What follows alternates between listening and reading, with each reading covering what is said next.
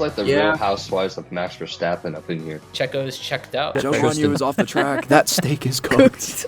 A lot is at stake for Steak F1. Man, even the broadcast couldn't handle that stat. My heart almost was screaming like, how can anybody be a Lewis Hamilton fan? No. Not on my 2024 bingo card. Yeah, we're gonna have to create a new one now.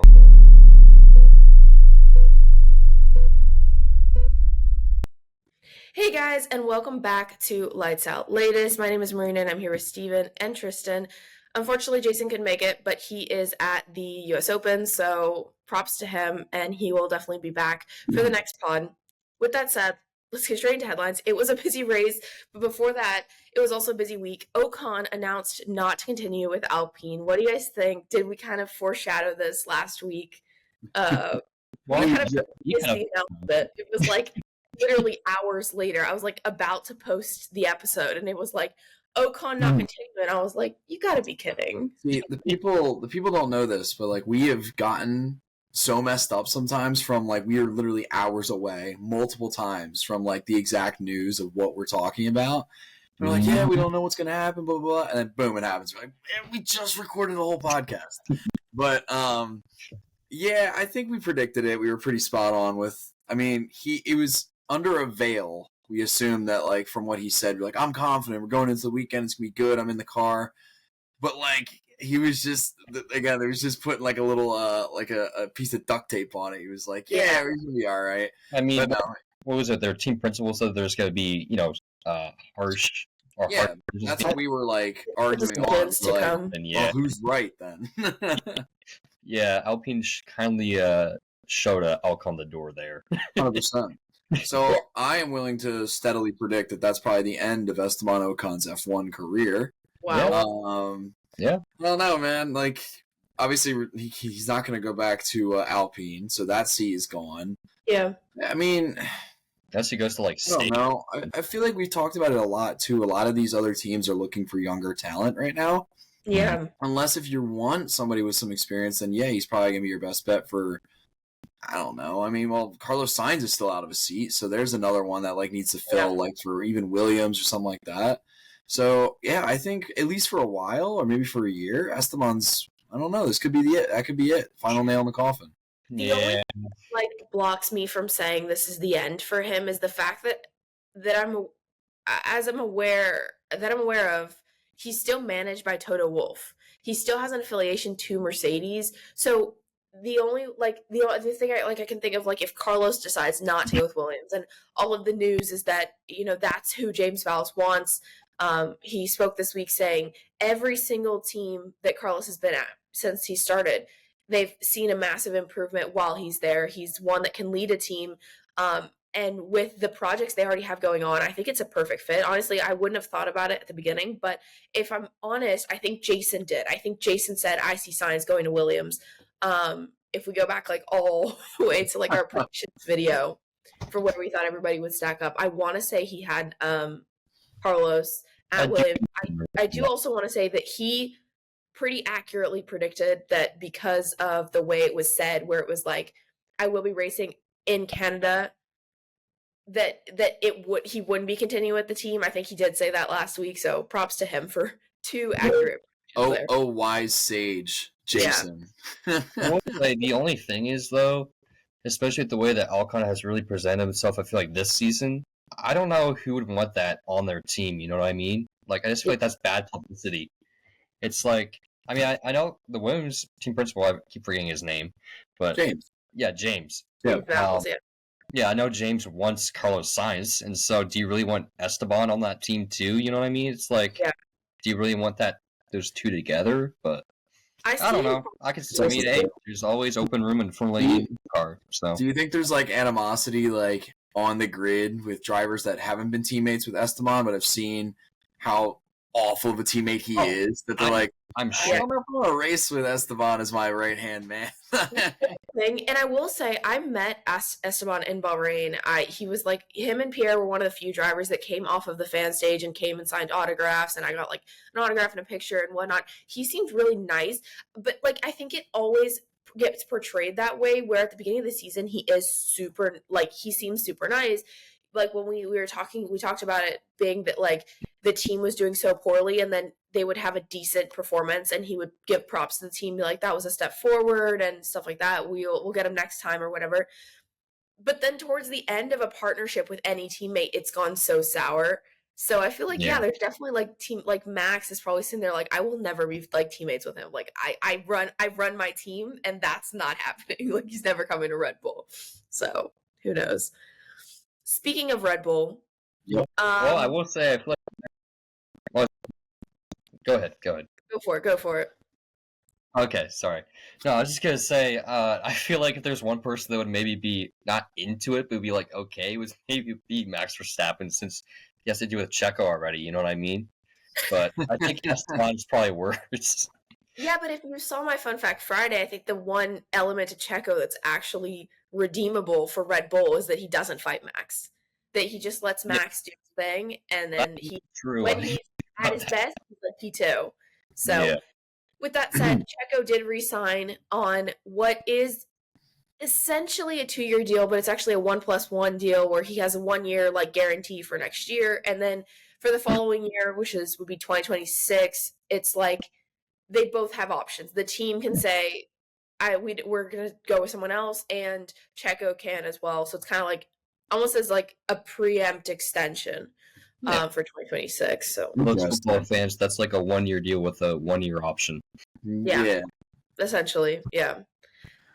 What do you guys? How do you guys feel? I know we've had some very strong opinions about this. Well, listen, I mean, if we want to pre-consist with what possibly could have been the worst race weekend the man has ever had, and now and again, two race weekends in a row where he didn't make it past Q1.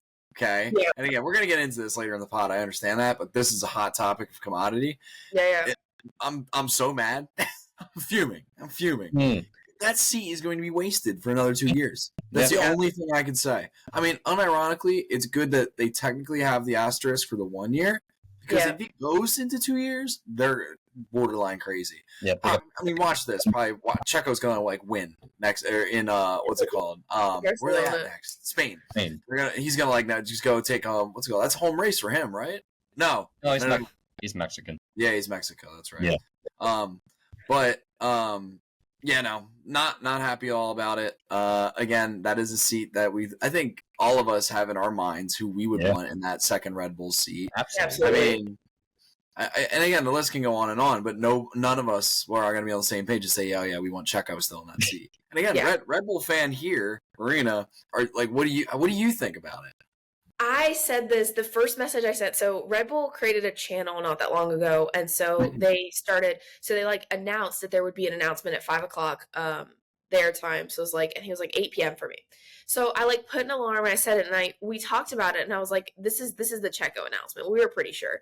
And other accounts that do racing news had said like, it's coming, he's signed for an extension. And I'm like, this is ridiculous. Like, what are you talking about? Checo just crashed in Monaco, and obviously, and Carlos Sainz made a big point of saying this as well, was like, by the time you guys hear about deals, they've happened for a while. Like, this wasn't something that they signed I don't think this is something they signed post Monaco. I'd bet a pretty buck that this was signed before the race weekend, or even on the race weekend before, like, say Saturday pre-quali or something like that.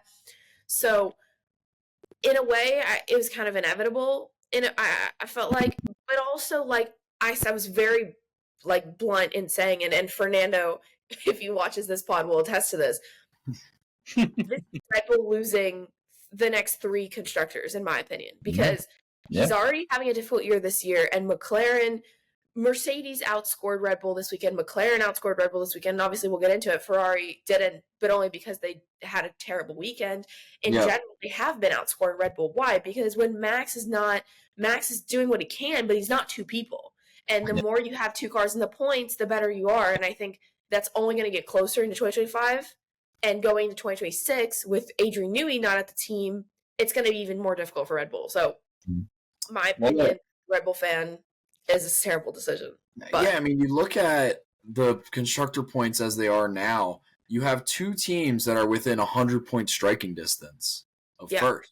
That's crazy. I mean, I don't think any of us have this knowledge off the top of their head, but I'm curious where they were at last year at this point. I mean, again, we're only a handful of races in, but Yeah. still, I mean, there's still plenty more races to go as well. Max was well over like the 250 mark by this point last year. Yeah. And Red Bull would have been well over 400. Yeah. I mean, also, like you were talking about last year, Checo had a decent start to the year last year. So they were, at this point in the season, still fighting on two cylinders. Whether that be that Checo was finishing 5th or 6th, but he's still finishing in the points, every 5-10 points counts when it comes to this kind of stuff. So. Yeah, but also that's kind of what I was angling towards, is like that we saw the Red Bull machine on all well, they run V6s, right? So all 6 cylinders all at once. And they were 100 points ahead compared to what they are now, stuff like that. Now we're seeing that machine where it is basically a one-man show, because the other one is basically playing with crayons and eating grass, every weekend. And he's trying his best. Again, trying his best. He won the freaking race. He's still like top dog. But again, it's a 2-man show if you're going to win that constructors. So yeah, absolutely. Yeah. Like you said, I mean, this has turned into a V3 now. I mean, if this doesn't scream that they're focusing on Max, they don't want competition, I don't know what does. I mean, if we were talking about before the pod, they should rename the team the Racing Maxes at this point. Yeah. I mean, it's kind of I don't know. I know I've said it before on the show that to get Max better, I think you need him to push himself, and to do that, you need a driver that does that to you. And Checo ain't that guy, pal. No, ain't that guy. And like, it just shows again, like they're just not value the constructors. It's like, I don't know. It's like it's hurting yourself. And also, I want to say this also. I really want to know what Helmut Marko thinks about all this. I would love to know about it. I don't think this was his call at all. Yeah, I'm sure. What probably was his call was the renewal of Yuki Tsunoda's contract at RB. So double announcement this week for them. I'm really happy with this one, actually. I think that as much as I would love to see Liam Lawson in the car, and even if now that means that if Liam's in the car, like Daniel might not be, as much as I love Daniel, I think this is the right move. I think Yuki has been brilliant this week. I will mention that he has out-qualified Checo, I don't even know how many times this year, probably like 6 times out of the 8 races. He's also been in Q3 more times than Checo in an RB versus a Red Bull. Like, that's ridiculous. And I think it shows a lot about Checo, but it also shows a lot about Yuki and how well he's performing. So, I think it's just you got to give props where props are due for Yuki. I mean, the only argument, of course, would be that you would like to have seen Yuki maybe going like, I think we were talking about like an Aston or even Mercedes. Yeah, I mean, it's nice to move. It's just going to be interesting, of course, to see now. I think that's always been the question, where Danny Rick's going to go and what that position's going to look like. Whether they're going to bring in another driver, if Danny Rick's going to stay. I mean, it's just going to be interesting to see with how the car develops and how they do the rest of the season, really. Because, I mean, I think Danny Rick has been doing better as of late, so just going to have to see how the cards fold on this one, I think. Absolutely. I know. I think Danny Rick undoubtedly will finish his career in the Red Bull family, whether that be that he gets a stint at Red Bull at some point or he's still at VCarb. I don't really see him having an opportunity anywhere else. Like, it's just, I don't think there's another seat open for him anywhere. So, with that said, 2026 regs released this week as well. I know our resident tech guy is not here to discuss them further. He will have a video coming out about it on Tuesday, though, so stay tuned for that on our Instagram and TikTok. But it's going to be a little different. I don't know how I feel about it. It kind of feels like, I think Max may have made a comment about, like, all we're missing is the bananas now. Like, so, like, yeah. You know, it's funny. You know, you put them next to the cars they have now. It's like it's a lot smaller. It's a lot shorter. The tires are shorter in width. I don't know, and they're a lot curvier too. I would say the front wing's a lot curvier. The wing is maybe the same, but yeah. I mean, you're gonna have a lot more power. And I think you said earlier that they're gonna weigh more, so that's gonna be interesting. But yeah, we see. And again, I'm sure the information is out there, and I'm just ignorant because I haven't gone and looked hard enough. But like, what is the size difference between the two cars? Like, is it like it's a decent centimeters or like? Oh, no, it's noticeable. It's very noticeable. Oh, I think we're Okay. talking like 100 millimeters shorter and like 30 millimeters less wide or less width. Basically, I think the best way you could go for it is probably it's like a Formula Mazda but on steroids. Okay. About Yeah, that. it's for sure a difference of inches, not a difference of like a whole foot or whatever. So it's not like it's gonna be like significantly smaller, but I think it's getting closer to the size that is now the F2 cars, which are definitely smaller than the F1 cars. So we'll see. I think it's interesting how a car can get like smaller in size, but it's gonna weigh more. Well, Yeah. I mean, I think That's gonna work. we talked about before. I mean, I think it's going to be that battery with that 300% more battery power there. I mean, Yeah. that's huge. And also something that we didn't really talk about. I don't know if how much is really going to play a factor, but I saw that the teams are now required to use, I think it's 100% sustainable fuels. Yeah. Yeah. So that's going to be interesting. Yeah, and I mean, it all goes in the angle of like what motorsports fundamentally is. This is partly why like NASCAR is having problems right now. Is they're all based around what the manufacturers want to test and what they want to try and like improve upon. So like the sustainable fuel is probably going to be something we're going to be seeing in the market more and more. I mean, E15, ethanol based fuels and stuff like that. And then also, I mean, this is me just being a fan griping about the changes. I don't want the V6 anymore. I really don't. Well, give me the big V8, okay? Make those things scream, and I'll be happy. But the engine manufacturers don't care about big V8s anymore because they're not. You're not seeing them on road cars. Doesn't matter. The hybrid's the way to go. And it's a shame because I mean I don't know. I'm looking at this from like a 10 years out perspective. Like, are we gonna? I mean, even NASCAR is testing out an electric series. I think they said in the next couple of years. I'm like, oh no, man, like I'm gonna scream. That's one way to lose face. That's the big thing is because we see it as a sport, but the manufacturers and like fundamentally what it is it's meant to be inventive. So whatever Adrian Newey designs for Red Bull is likely to be in an actual road car moving forward, and that's why there's so many engine manufacturers in the motorsports field, specifically in F1. We see like McLaren, you see Ferrari, Ford partnering with Red Bull, you see Honda, you see Aston Martin. Whatever you see now in F1 will most likely be in a road car in maybe 5 years. So maybe a little less. Right now, we're not going to see a V8. They're going all electric. They're going hybrids. So it sucks for us because we want to hear the noise, but for them, it's what makes logical sense. Exactly. It's what sells cars on, you win the race on Sunday, you got to sell on Monday, right? That's the result for them. So, well, the thing is too. I mean, do we think that Formula One will ever go fully electric? I mean, the reason why I asked is just because of Formula E existing. It's like, what's going to happen there? Yeah, but I mean, like, I this is what I was kind of saying when I said in 10 years' time, right? I don't have a magic 8-ball that's going to give me all the answers, so I'm not going to say no.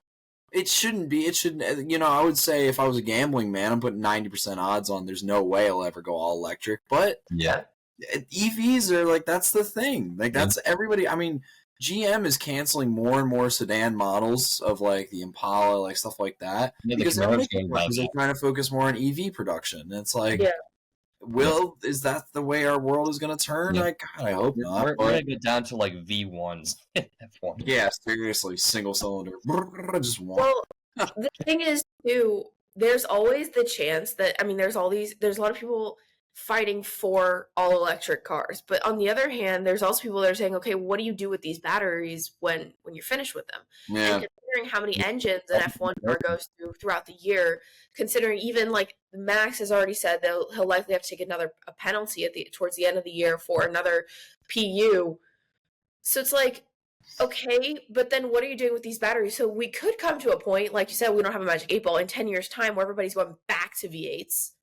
Yeah. It'd be awesome. I don't think it will happen, but it is something that you can't rule out ever. So we'll get V8s running on like nitrogen or something, Yeah. Anyways, let's get into the race weekend because it was quite a hectic one. We did talk about it. Checo out in Q1 was just Well, that was a 2 weeks in a row. 2-year extension. Yep. Go out there and prove it, buddy. We'll get you out in Q1. Yeah, in Q1. It's just silly that like his teammates winning the race and he can't even manage to qualify within the top 10. I mean, we see it in NASCAR, Tristan. It's like legit. We're getting to the point where I know I said like make your own team thing, but it's almost like Red Bull has its own team within the two teammates. You know what I mean? Yeah. It's like Checo is running a charter car of Max. It's interesting too that it's a good comparison you made, because another difference to viewers as well, in NASCAR you have 4-car teams. Yep. Like there was a time, I mean my idol Dale Jr., he talks about on his podcast a lot, when he first joined Hendrick Motorsports, they had separated their two teams into 2 cars in this garage or this facility, 2 cars in this facility. Yep. And constantly both sides of teams thought one garage had an advantage over the other. They're the same organization. Yeah. So, I mean, fundamentally, I think F1's different in that regard. I think they are pretty much the same vehicle. Like, I don't think they tamper with it. Like, if Max is getting what Max is getting, then yeah, Checo's getting what Max is getting. Granted, it probably is more suited for Max, like we've talked multiple times. Well, that's true. But I don't think Checo's getting anything that Max. Basically, what I'm saying is Max could hop into Checo's car and probably do exactly the same. Yeah, I think that's probably true. Honestly. Yeah, I mean that's my point. Or not my point, but like my opinion, I guess. Yeah, I can my see grandma that. says it a lot. She fights for the fact that Checo does not have the same car as Max. And what I'll say is, whether I think the cars are identical or not, I don't think that Red Bull is negatively tampering with Checo's car, especially considering where he's at. Because to be fair, people that argue, well, Checo's car is not the same as Max because they want to give Max the better car so he wins. Right, but you also don't want Checo finishing outside of the points because you're still fighting for constructors. So, in my opinion, at least, if you put Max and Checo in exactly the same car, Max is still going to come out on top because he is the better driver. So you don't need to tamper with Checo's car. And the teams care more about the constructors. We've talked about this multiple times. That's where they get their money. Yeah, so, I mean, it makes no sense why that car would be tampered with in any way, shape, or form.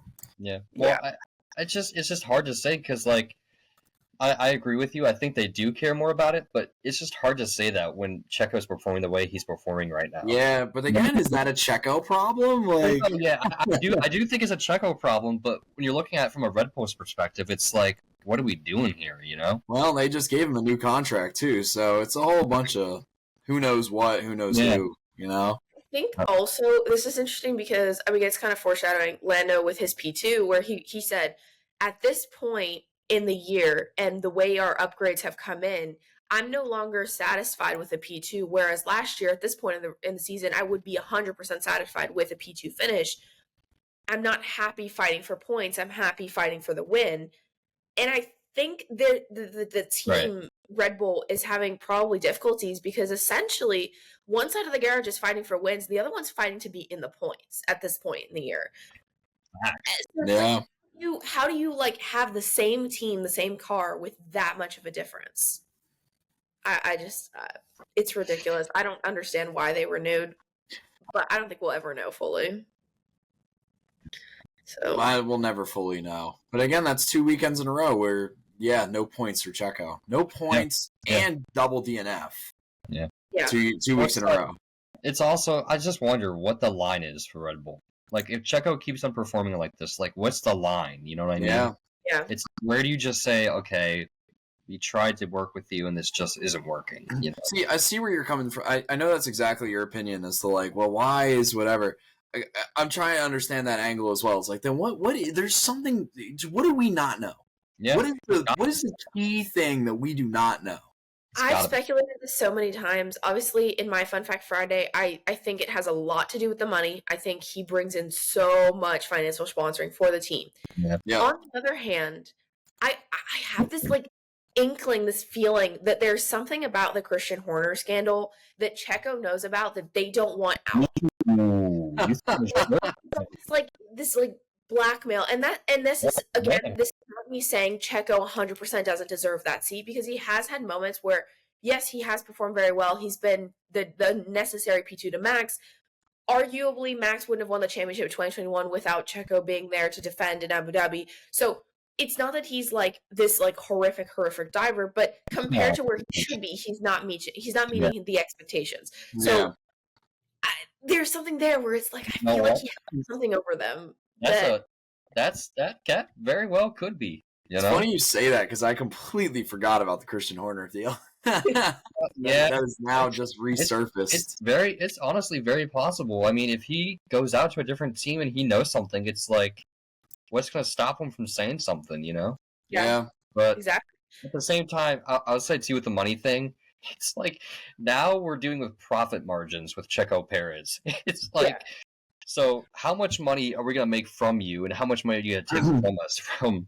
You know. Actually, I raised this, and it kind of falls on the same mindset that you have, Marina. What if it's not the Christian Horner things? That it's just that he's been on that team for a set amount of years now. What if he just has knowledge, just straight up knowledge about Red Bull? The next team he goes to is like, hey, you want to know how Max is winning all those races and how we were dominant? Yeah, I'm going to tell you exactly how. And then that team now has all that intellect, all that capability. Maybe they're holding on to him because they're like, actually, him as an asset wrecking on the track is better for us because the other team that he signs with might start winning. Yeah. I mean, I guess you probably could do that at this point, but just keep him as a reserve driver at this point. Well, yeah. But I wouldn't be surprised, too, if there's a pretty hefty NDA looped into his new contract. Yeah. That's also, Definitely several drivers. I mean, he's not going to be the only one that has these kind of NDAs, these kind of things where you just can't tell the other team that you go to about whatever it is that's happening, because we do see so many driver changes. But I think his is probably one that's like, you can't say anything about Adrian Newey. You can't say anything about Helmut. I can't say anything about Christian. You can't say anything about Max. The other thing, too, is Max has been defending him all weekend long, and I can't fathom why.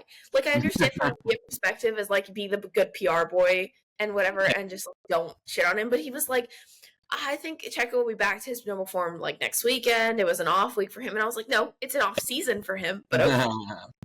Oh, man, it's like a political campaign. Literally. Absolutely. Speaking of an off season, Stake had a painfully slow car this weekend, as has been kind of expected from them. No points so far this year, which is sad because they did seem like they had a decently fast car towards the beginning of the season. Yeah. I think Bottas has been in Q3 a couple times, so just sucks. On the other hand, into Q2, Ferrari had possibly the worst weekend they've ever had. I just don't know what it is, though. Yeah. Like, how do you go from 0 to 0 so fast? The strategy, the strategy ain't there anymore. They put all their chips on the table for Monaco, and they're like, maybe probably like midweek this past week, they're like, yeah, we've been partying too hard. We're not ready at all for Canada. Yeah. I don't know, man. It's weird. I don't know what they're gonna do about it either. I mean, they already fired. Well, not fired, but I guess they did fire like a lot of people within the pit strategy there, and it's like it's just not. I mean, of course, there's always gonna be the argument. It's like, well, give them a year, get everything together. But it feels weird. Like anytime we talk about Ferrari and Jason's not here, because it's just like I know the strongest opinion is of the guy who's not even here, and it's like, man, I think too. Ferrari had. I don't know if Charles said this or Carlos said this, but they only had 2 new sets of tires for Q2 and Q3. So at the end of Q2, they were on used softs, which is part of the reason they didn't improve. But again, other drivers set their fastest laps. I think George took pole, but set his fastest lap on used tires in Q2. So I think they ultimately didn't have the pace, but at the same time, had they have had a new set of tires they could have used for the end of Q2, would they have made it through? And then they've been in the fight a little bit more. Who knows? I mean, maybe that depends on, and that takes like race knowledge. I unfortunately only didn't get to watch the race, but if they had moved up into the top 10 and were like, or not, the top 10, and maybe we're fighting for it, then that would have told us like, oh yeah, tires definitely did have an effect on their qualifying effort. Well, but we didn't really see that because unfortunately both of them crashed out, or one of them crashed out. Mechanical failure. Yeah, the other one's mechanical failure. Yeah. Absolutely. Yeah. Well, like I said, George taking pole. The best part of that session was Max setting exactly the same lap time and me yelling at the screen like, you mother trucker, you couldn't have pulled out 1/100th of a second. Like, come on. Yeah, man. I mean, I don't even know. There really isn't much you can even say about that. No. It's just pure ass luck on that one. I mean, They said what? It's only the second time that's ever happened, right? Yeah. Yep. Which is crazy. The top three were separated by 200ths of a second. Yeah. And so they were talking about it. I mean, the press conference, Landon was like, I'd arguably rather be in my position where I was 200th off pole than being on the exact same lap time, just at the wrong time, like doing it later than George. It's one of my favorite things this year so far is that qualifying Q3 in general has been so tight. Oh, absolutely. The timings have been really, really tight. Like it's like if somebody's qualifying P8, they're only maybe a couple hundredths off P1. You know, yeah, it's exciting to see. I like seeing that. Again, I've said it multiple times. I love qualifying. It's like one of my favorite parts of the weekend. Well, and quality too. It's like you have new drivers, maybe not every week, but you got a mixed bag coming in there. Yeah. I mean, we saw Danny Rick up there. We saw Sonoda up there. We saw obviously the two Mercedes up there battling it out. Yep. It's like, you don't see that come race time. But yeah, absolutely. And I think also qualifying is like really showing where the teams are like improving, and if you don't get it right one weekend, there is such a drastic difference. I mean, Ferrari like going from qualifying on pole to qualifying P11 and P12. And same thing with like Mercedes that had such a hard time in the last couple weekends coming in and truly showing like all through practice, all through quali, they had the pace to win this race. Yeah. Ultimately, George, I think he made a couple mistakes. I think Mercedes made some small mistakes, and Max is Max, right? But the turnaround and the fact that like one track where it suits your car a little better, you're able to nail the setup, and like it's game over for some other teams. It just shows how close we're finally getting. Very, very fine margins. Absolutely. Yeah, absolutely. Yeah. Well, let's talk race. And that's why Checo is there. It was a wet start. Checo, before he even crashed out, he crashed into Pierre on lap 1. There was no further investigation. It's a racing incident. It happens on lap 1, especially in the wet. I was actually surprised they were I think the commentators called it well behaved going into turn 1, given how wet it was and how little visibility you have. But the thing I would say is, I mean, of course, I think it's always going to be this way. I mean, they were so slow off that start. Yeah, absolutely. That's just the weather, you know? Yeah, no, exactly. You have to warm up the intermediates and get going there. But, I mean, everyone's moving super slow, being super careful. I half expected a nightmare start, but it did not happen. So Well, slow. So the start, and you talk about how slowly we're getting off the line. Danny Ricciardo picked up a penalty for a false start. But if you look at his board, he went when the light went out. The thing is, his reaction time was so much faster than everybody else that I think it was kind of assumed that he jumped it a little bit because everyone else took so long to get off the line. Yeah. So, I mean, ultimately, it didn't cost him all that much. It cost him a bit because he was qualified P5. He ended up, I think, it was like P9. So, it did cost him some time, especially with like everybody being so tight together. But at least he served it under a safety car, so didn't have too much. As well. Yeah. I'll take a page from Tristan's book, The Terrace of the Grid. The rest of the grid happening in the race on those full wets. They were flying, and I was for one very happy for them. They looked like they were having a jolly old time. They were until they weren't. They weren't. Yeah, to the what they went into pit, I think. Well, because they stayed on the intermediates for a while, I think. Yeah. Right. No, they're on the wets to start. Yeah, they're on the wets to start. They're on the wets, and then of course the track dried, so then they became sitting turtles, and I come in a few different times to try on intermediates. But he went from 14th to 4th, and Hulkenberg went from 19th to 8th. But ultimately, I mean, everything that they gained was kind of lost when they had to come in and pit for inters. I think they essentially did an extra pit stop compared to the rest of the grid. Obviously, those wets are going to be glorious when it's like you haven't had any running on the track, so there's just a bunch of standing water. But then once it dries up a little bit and you're waiting for that second batch of rain, which, to be fair, I thought was going to be a lot more than it was. It was just kind of a drizzle. Yeah. So, Yeah. who knows? I didn't even really notice, to be honest with you. I was Yeah. like, oh, I guess it's okay. Yeah. But I mean, that's the difference in these tires, man. It's like the intermediates it seems like they're pretty good, semi-wet, nothing too crazy. Even on the low dry side. But yeah, I mean, once it dries up a little bit and you have those wets on, those things become ice pucks. Oh yeah, absolutely. It's just like you're it's crazy how drastic the difference is. It really is. Yep. You have to be in a torrential downpour to be using the wets. Yeah. Yeah. That's why some people, especially last season, were like, why do we even have full wets? Because if it's wet enough to have full wets with the way these cars are with the downforce, yeah, it's too wet. Like the spray is too much to be driving safely. And I think, honestly, to be fair, I was a little bit surprised that they were the only team that started on full wets, given how much it was raining. But I think right as the race was set to start, right as the national anthem happened, it stopped raining, and the water starts to go down a bit. So I guess it makes sense. Yeah. Leclerc, first driver to pit for slicks, terrible idea. But before that even happened, terrible engine issues, losing 0.5 down the straight every single time. The funniest thing was him asking the team, how much am I losing down the straights? And they go, quite a bit. And he goes, when I ask that question, I don't want that answer. I want to know how much. And they go, 0.5. And they goes, okay.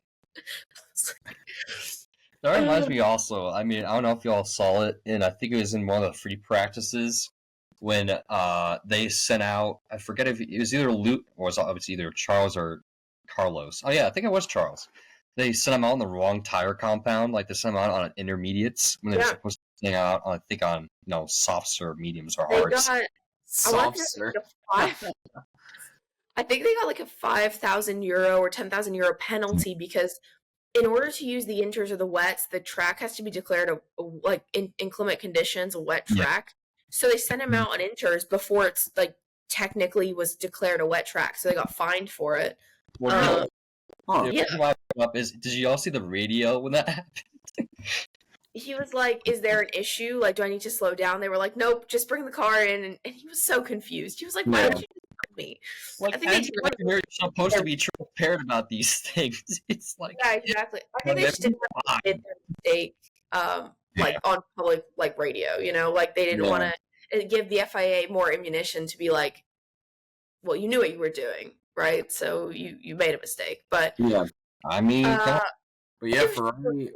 We're going to talk about the engine troubles. Ferrari engine troubles a week after a win in Monaco is a little scary. So yeah. They were not ready for fast track, I guess. I don't know. No, it seemed like when Charles came in and he was stopped for a while. It wasn't like this normal quick pit stop. I think I think they were like, I guess he just clicked Control-Alt-Delete and just reset the whole thing. It did seem, and I think he said it in his interview, that once he was able to kind of give it a quick reset, it seemed fine. But obviously he didn't have the pace that he needed to be on hard compound slick tires in the rain chasing the grid. Like he was lapped by Max Verstappen. Yeah. Well, I think he was lapped by or something like that. Yeah, absolutely. Yeah. I think it was the top 4 or 5 that got lapped. Yeah. I mean, they were also very tight the whole race. It wasn't like Max ran away with it. Obviously Lando had his stint in the lead.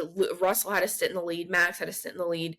I even thought Oscar might have come out ahead at one point, but he was a little bit too far back.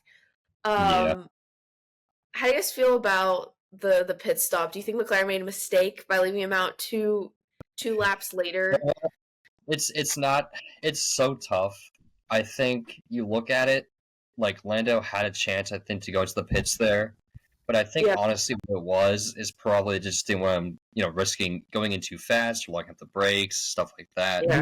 Yeah. It was just bad timing. It really was.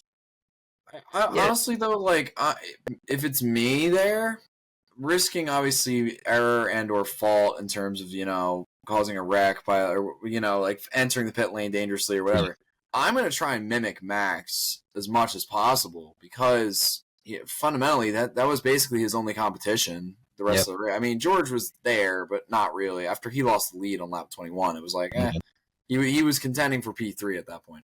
But I don't know. I think they did make a mistake there. I think that's a fundamental mistake, but also I don't know, because again, it was 2 laps. That's what irks me, right? If I'm seeing Max Verstappen pitting, I'm pitting that next lap. Yeah, like, for sure. That's fair. I think So. Like, were they caught off guard? Were like, the only argument I would have against that is that I think they're trying to do the overcut anyway because they had fresher tires than Max did. But no, I get it. I understand the overcut. Like, I understand but I'm also just like I like to. That's putting too much reliance on other forces. Whereas to me, like, I want to beat the driver straight up. Yeah. So, like, if I have the opportunity to pit in the same lap as Max, I'm going to do that because then I know he has no overcut to me. I have no overcut to him. If I believe in my driver and I believe in the capabilities of the car, then we're going to go out there and take it from him straight up. That's fair, too. I mean, that's because the only other thing is, too, when Max went in, Lando was still pulling when he had those tires on. You know what I mean? Like, he still had the on-track lap time advantage. The problem with a safety car is that as much as it helped him by collecting Max and not him in Miami, staying out 2 laps meant it was inevitable that the safety car was going to catch him. Yeah. Before he was able to come into the pits. I think if he had stayed out 1 lap, there's a good chance he could have come out ahead of Max because he would have just pitted that lap. He was still faster. He hadn't been picked up by the safety car yet. He could have come out of the pits and still been ahead of Max potentially. Not 100%, but it was still a chance. And he'd have 1 lap fresher tires, which again is not like a huge delta. But being that you're behind the safety car, if you're able to lead off the line, that's a big advantage. I mean, Max pulled out, I think, over a 1.5 every time he took the safety car restart. So, I don't know.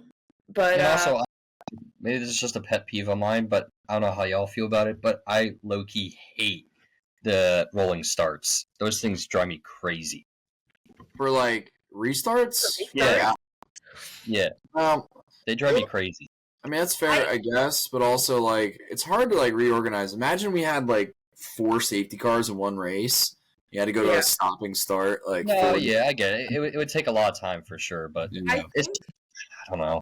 I think also there's an element to which I did quite enjoy the safety car restarts pre, like, 2021 and before, because with the new regulation that you can't be alongside until you're past the start finish straight.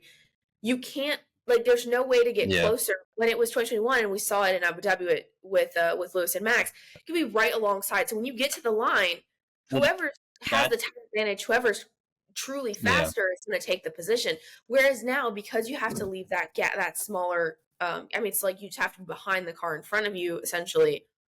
There's not a whole lot you can do because by the time, like, especially when you're, like, trying to fight for the lead, because Max is the one that's going to decide when he wants to go. He could go 3 corners to the end of the lap, or he could go, like, the first restart, I think he went on the straight was when he actually, like, put his foot down. Well, so you bring up a good point. Well, I was just going to say, like, I think, maybe it's not so much that I hate the rolling starts. You actually brought up a good point there. If they do it like IndyCar does it, that would be fantastic. If they had the rolling starts, like you said, 2x2. Oh, yeah. I was going to say, like, NASCAR does it the same thing. Yeah, double wide restarts. Yeah. Because, like you said, it's like, I think the way it is now, it puts it too much on the driver in front, in first place. It's like, you can screw the driver, you can screw everyone else behind you pretty easily. Yeah.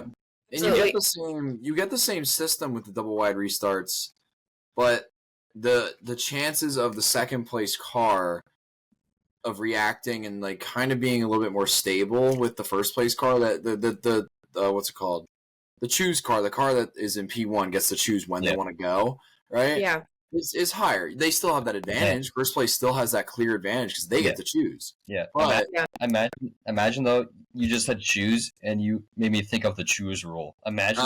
Yeah. Oh my gosh, do you know what that is, Marina? I don't. So basically, what it is a NASCAR thing. But Okay. so, Tristan, of course, you can correct me if I'm wrong here. I'm not sure exactly. I think they do it with like one lap before they restart. Is that right? Yeah, it's usually I think the formation lap right before. So basically, they have a triangle on track that's painted in orange, and once you get there, you have to decide if you're going left or right, and that's how it's decided. Kind of who's by your side. Yeah, it's what we were saying with the 2 wide start rule that decides the order. So let's say you are the second place car, Marina, right? Mhm. And traditionally, second place car, you should be starting on the front row in second place. Well, with the choose cone thing, you can actually choose what lane you want to start in. And if you prefer the bottom line, right, you could go to the left and go to the bottom, and you could maybe be restarting like first, technically. Or maybe not first, but like if I'm restarting fifth and I go down and other people go up top, then I could restart seventh, but I have the preferred line for myself.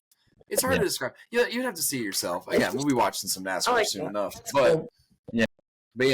That way you can kind of decide if you want the inside line and what the outside line. Yeah. Pod people know I'm not a huge, not that I'm not a fan of NASCAR. I just, being that I started with F1, it's tricky to, especially with like now me being here for the summer in Dubai with the time zone differences and all that stuff. Like as much as I wanted to watch the Indy 500 live and the Coke 600 and all that, it's like it's quite impossible to like watch everything. And that's kind of how I felt. I mean, I don't know if I mentioned it to other people, but like people will talk a lot. We have the live show stuff and then talking about football, and I feel kind of sometimes out of the loop because I spent so long on, let's say, this side of the world where NFL games were quite often at like 2 a.m., 3 a.m. for me. And I was like, I don't, as much as I love the NFL, I'm not going to stay up and watch a football game at 2 a.m. when I have school the next day. So it's like, I'm trying to get into it more and more with NASCAR, with you guys especially. And we'll like sometimes the pod is going on and the boys will just sit there and I'm like, better stop watching the race, depending on where we watch it. So that, it's insane. We like watching. When we get back to Penn State, we could still make a NASCAR girly out of you yet. There's still time. You still have at least a year to make me a NASCAR fan. Sure. But anyways, back to F1. There was the transfer over to Slicks, and then after that, it was pretty much done. There was the Checo crash.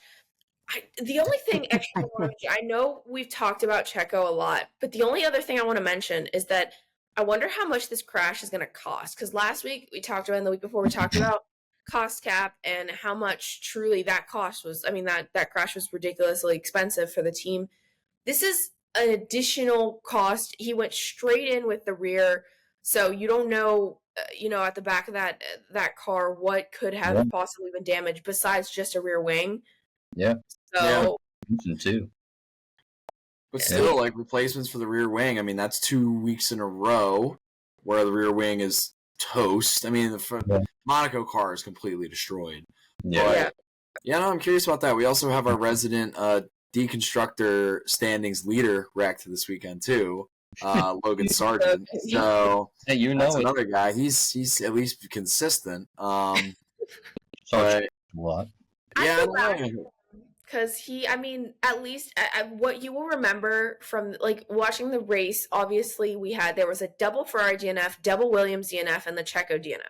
But truthfully, when you think of Williams, the way Alex crashed out was with Carlos kind of getting kind of hit, and he was kind of he was caught in the crossfire. So.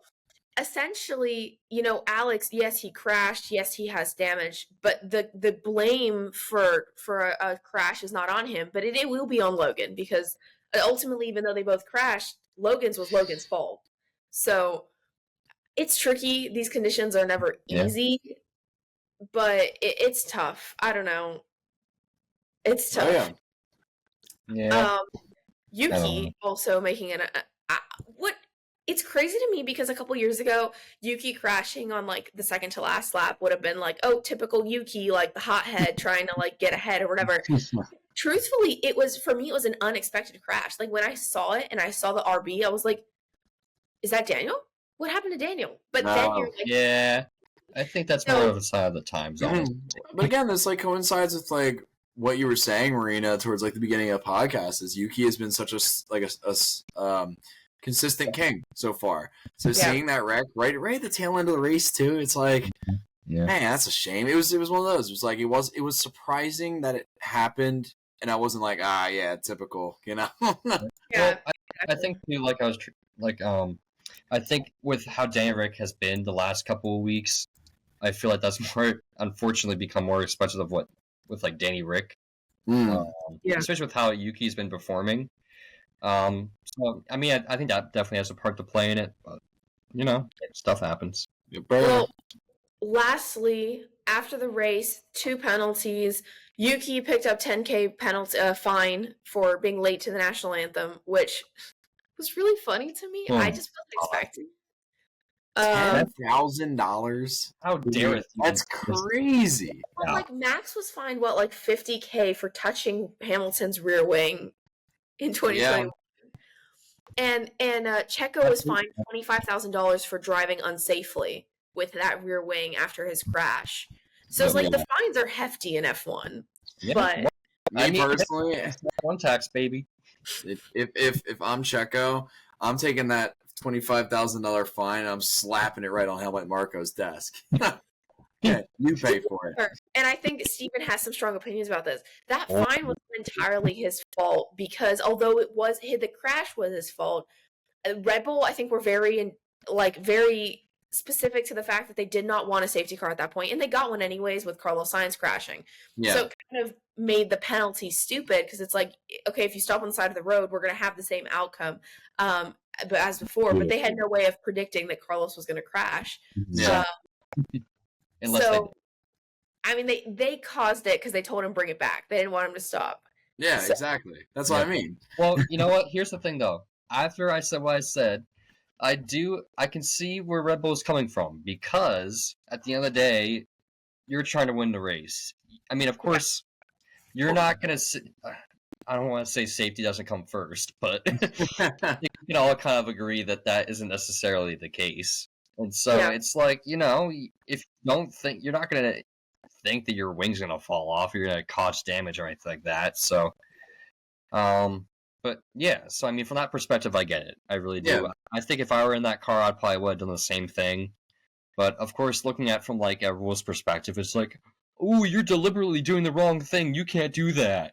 But of course, the race, you'd be like, well, I'm going to do it anyway because I'm just trying to do what's best for the team. So. Yep.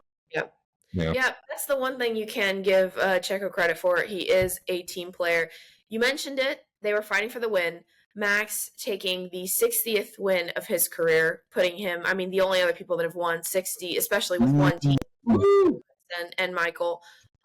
50 out of this, he's won 50 out of the last 75 races, which to me still blows my mind. I know how dominant he was last year. Nobody will ever forget it, but it just still like shocks me. And that's like, this is the races since the beginning of 2021. So if you consider he has 60 career wins, that means he only had 10 before 2021 and he started in 2015.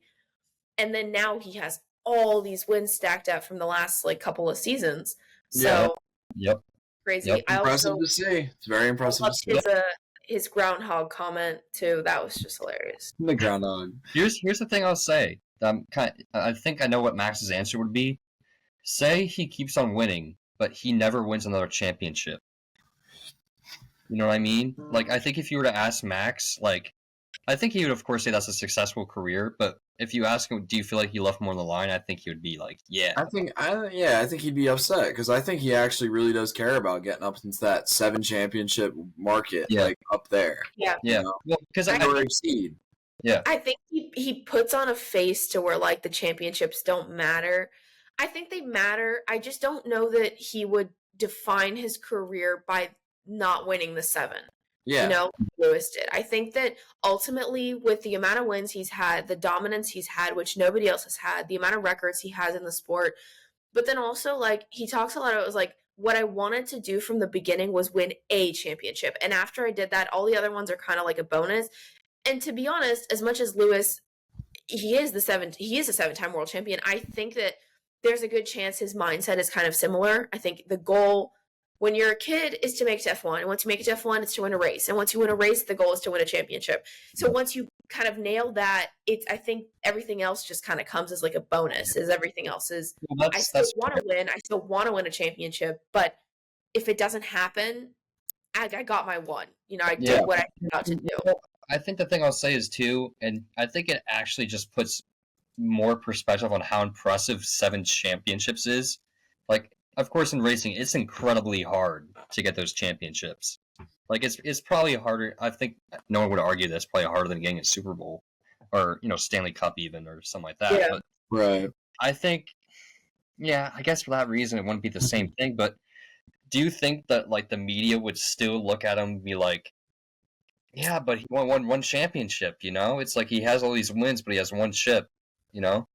Well, I don't know because I'm trying to think of like drivers from the past that only have one championship. Well, I mean, in my Throwback Thursday, I was talking about Jacques Villeneuve, who only has one. But him and his father never even won a championship. But they're two like the most revered. That family name is so revered in the sport. Yeah. And again, I think Max's impact is equivalent, if not more, now than them, which I think speaks volumes in that we will know the name Max Verstappen. We'll know Verstappen. No, for sure. Till the day we die, we're not going to forget about Max. You know what I mean? No, for sure.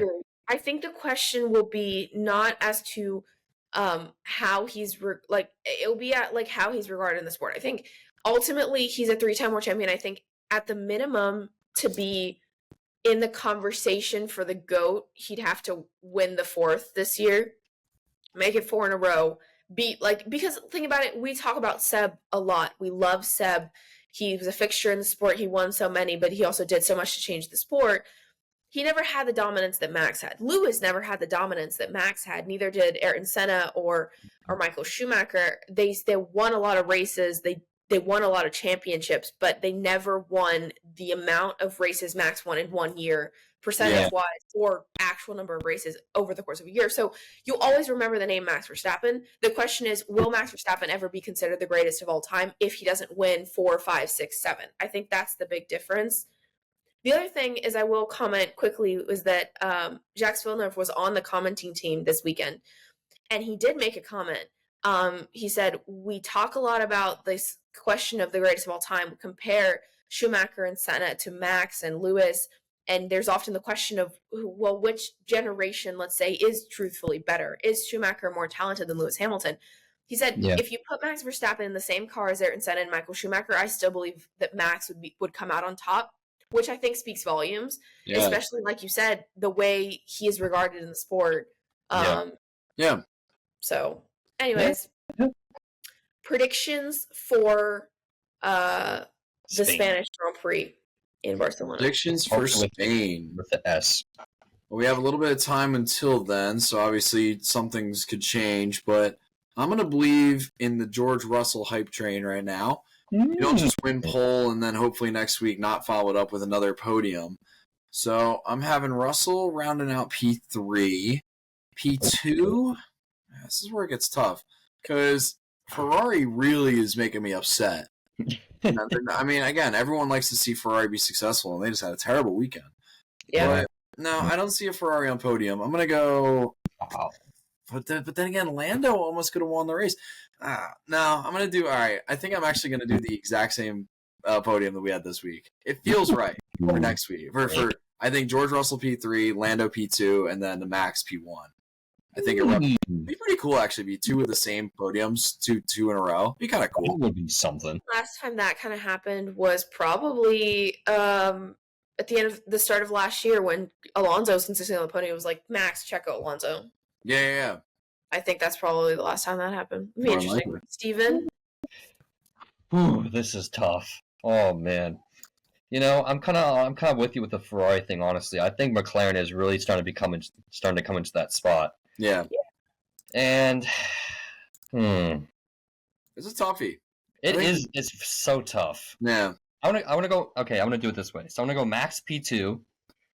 I want to go I don't know. This is what I'm feeling. I'm feeling Lando win, Max 2, Piastri 3.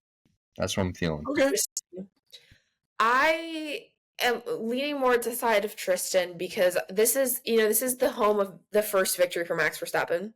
I think this is a track that he enjoys a lot. It's a track a lot of the drivers enjoy. It's also one that's leaving the calendar potentially pretty soon because there'll be a Madrid. It'll be another street race. I think Max will take the win. I think Lando will be P2, and I think honestly it's getting harder and harder to ignore Oscar Piastri when he has a weekend where the team is there to makes all the right calls. He's in the right positions at the right times, pits on the right laps. It's really difficult to say Oscar is not going to be that P3, P4. So I think Ferrari's going to have a decent weekend, but I don't think they'll be back to their tip-top shape quite yet. I think they have some engine things they need to figure out. So I'm going to go Max, Lando, Oscar for mine. All right. So, good. Quote of the day, he was almost dead. Ooh. This Wait, was was it Max? It was Max. Yeah, it was the groundhog. Yeah. It's about the ground. I knew right away. Yeah. I was thinking this was maybe in regards to when Grosjean was walking out of the car and it was on fire. Oh, dang. Yeah, that's a good That's pull. tragic. No, this was a little bit more comedic of a quote. Yeah. But, Poor groundhog. honestly, though, the funniest part of that whole thing was Max saying, like, yeah, I had to swerve to avoid the groundhog. And then he asked George, like, did you hit the groundhog? And he goes, nope, the groundhog was gone by the time I got here. It was actually nice for me because I gained like 3/10 on you that lap because you had to swerve to avoid it. And I just went like normal corner. So, anyways, that is all for today. Make sure to check out the podcast every Monday at 11:30 Eastern time as always, but also our Instagram and TikTok at Lights Out Latest for Tech Tuesday, WAG Wednesday, Throwback Thursday, Fun Fact Friday, some Man on the Street content, and of course our predictions before every race. Bye guys. See you.